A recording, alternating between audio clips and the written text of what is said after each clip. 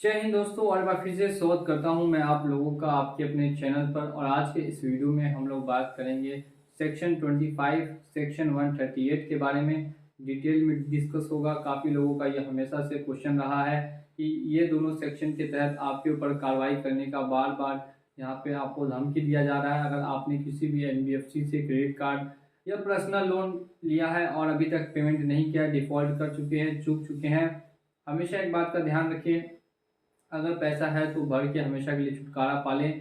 अगर नहीं है तो फिर जो मैं बता रहा हूँ उसको ध्यानपूर्वक सुनते रहें। देखिए, यहाँ पे अगर आपके ऊपर सेक्शन 25 या सेक्शन 138 की धमकी दी जाती है तो इससे पहले ये समझना जरूरी है कि आखिर ये दोनों सेक्शन क्या है और कब लगते हैं।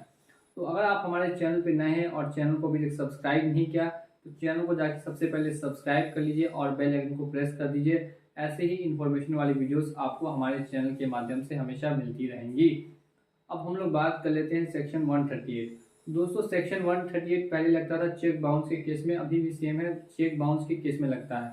तो अगर आप कभी भी ऑनलाइन लोन लेते हैं तो आप अपना चेक नहीं देते, इस बात का आपको ध्यान रखना है। तो अगर आपने चेक नहीं दिया है तो सेक्शन 138 आपके ऊपर नहीं लगेगा।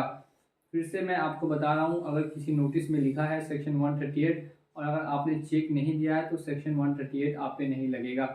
लेकिन एक बात और ध्यान रखना है कि अगर आपने ऑनलाइन लोन लिया है और आपने ऑन किया है ECS, अगर ECS या NAC या E-NAC, इन सभी चीज़ एक ही है, ऑटो डेबिट बोलते हैं, यानी ऑटोमेटिक डेबिट का आपने उसको अधिकार दिया है, और इसके बाद अगर वो आपको सेक्शन 25 का नोटिस भेजते हैं तो दोस्तों ये लग सकता है।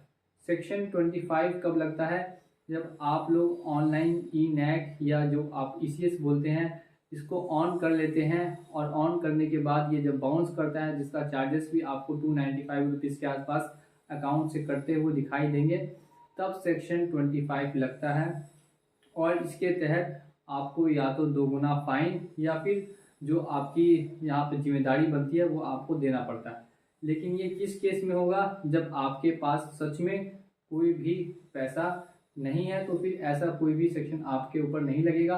लेकिन अगर आपके पास पैसा है, आपके पास संपत्ति है, तो फिर ये सेक्शन आपके ऊपर बिल्कुल ही लग सकता है और आपको दोगुना फाइन भरना पड़ सकता है। इसीलिए मैंने स्टार्टिंग में ही बता दिया था कि अगर आप लोगों के पास पैसा है या जो भी डिफ़ॉल्ट किया है आपने लोन, अगर आप उसको फ्यूचर में नहीं दे पाते हैं तो फिर आपको ध्यान रखना है कि अगर ज़्यादा संपत्ति होती है तो बैंक कभी अगर आपके ऊपर सेक्शन 25 लगाएगा तो फिर आपको दिक्कत आ सकती है। लेकिन ये कब होगा? जब आपने ऑनलाइन ऑटो डेबिट का ऑप्शन ऑन रखा होगा, ECS ऑन रखा होगा तभी।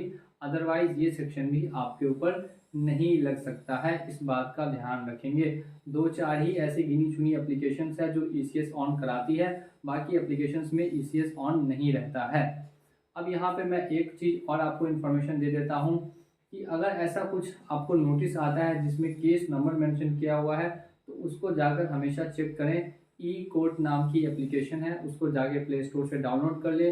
डाउनलोड करने के बाद क्रॉस चेक करें कि क्या सच में सेक्शन 25 के तहत आपके ऊपर केस किया गया है कि केस नहीं किया गया। क्योंकि ज़्यादातर केसेस में देखा गया है कि सिर्फ लोगों को डराने के लिए सेक्शन 25 का या सेक्शन 138 का नोटिस भेज दिया जाता है, लेकिन लोगों को पता ही नहीं होता कि आखिर वो सेक्शन 25 और सेक्शन 138 क्या है, कब लगता है और कैसे लगता है। तो इन सभी चीज़ों को आपको ध्यान में रखना है। और इस चीज़ को भी ध्यान में रखिए कि पेमेंट करने के लिए काफ़ी ज़्यादा ऑप्शंस आपके पास अवेलेबल हैं अगर आपने पर्सनल लोन लिया है तो। और वो ऑप्शंस क्या है मैं आपको अगली डिटेल वीडियो में डिस्कस करके बताऊंगा। तो अभी के लिए अगर आप हमारे चैनल पे नए हैं और चैनल को अभी तक सब्सक्राइब नहीं किया है तो चैनल को सब्सक्राइब करके बेल आइकन को प्रेस कर लीजिए। चलिए चलता हूँ मैं आज के इस वीडियो में और मिलूंगा आप लोगों से अगले वीडियो में बहुत जल्द। जय हिंद, जय भारत।